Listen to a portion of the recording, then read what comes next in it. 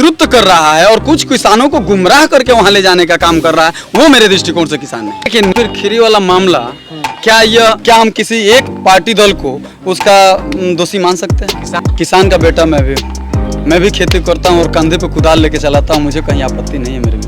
और किसी को किसान आंदोलन में आज तक आपने नहीं देखा होगा। जो अपने आप को किसान बनते हैं, 200 एकड़ जमीन के जमींदार हैं और बैठे हुए हैं और किसानों से मजदूरी कराते हैं, उन्हीं को आपत्ति है, हमें कहीं आप। लखीमपुर खीरी वाला मामला भी हुआ है, सुनने में आया होगा, क्या लग रहा है उससे कुछ फर्क पड़ेगा पार्टी को?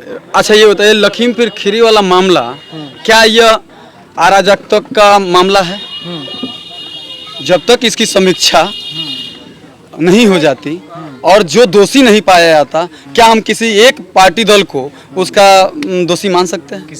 किसान तो ये कह रहे हैं कि उसमें जो है कि मंत्री साहब के बेटे बैठे थे। किसान का बेटा मैं भी हूँ, मैं भी खेती करता हूँ और कंधे पे कुदाल लेके चलाता हूँ, मुझे कहीं आपत्ति नहीं है मेरे में।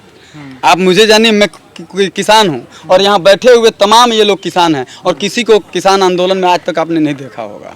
कुछ कथाकथित जो अपने आप को किसान बनते हैं, 200 एकड़ जमीन के जमींदार हैं और बैठे हुए हैं और किसानों से मजदूरी कराते हैं, उन्हीं को आपत्ति है, हमें कहीं आपत्ति नहीं। क्यों, मतलब उनको आपत्ति क्यों है, आपको क्या लगता है? उनकी राजनीतिक रोटी नहीं सेक पाएंगे।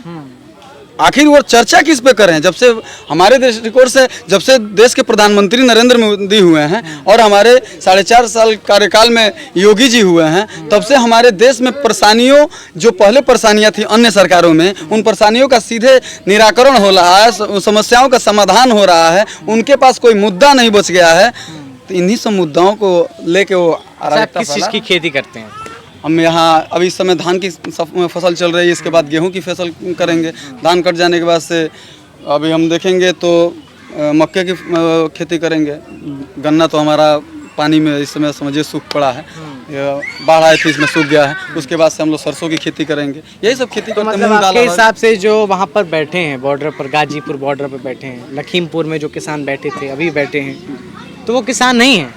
मैंने ये नहीं कहा कि किसान नहीं है, उनका जो नेतृत्व कर रहा है और कुछ किसानों को गुमराह करके वहां ले जाने का काम कर रहा है, वो मेरे दृष्टिकोण से किसान नहीं है। मतलब आपकी कहना राकेश टिकैत है? जी, बेशक बेशक, मैं स्वयं भी उनका नाम लेना चाहता था कि राकेश टिकैत को मैं कहीं से किसान नहीं मानता हूँ।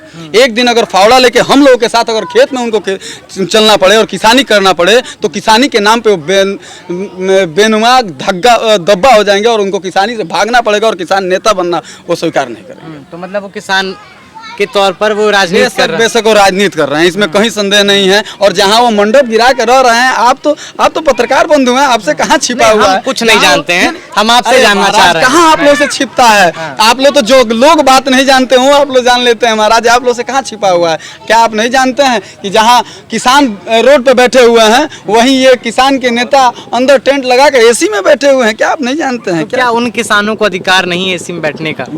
एकदम किसानों का अधिकार है। अभी किसान अभी अपने वर्क से मोदी जी ने उनकी आय दूना करने का काम किया है। अभी अपने काम से, अपने मेहनत की वजह से अगर ये एसी में बैठने लगे, तो यही टिकैत जैसे जितने भी किसान नेता बने हुए हैं, इनको आपत्ति होने लगेगी कि हम एसी में बैठने वाले आदमी को छोड़कर आज ये किसान क्यों एसी में बैठने लगे, जिनके सर पे मैं आज राजनीति करता था।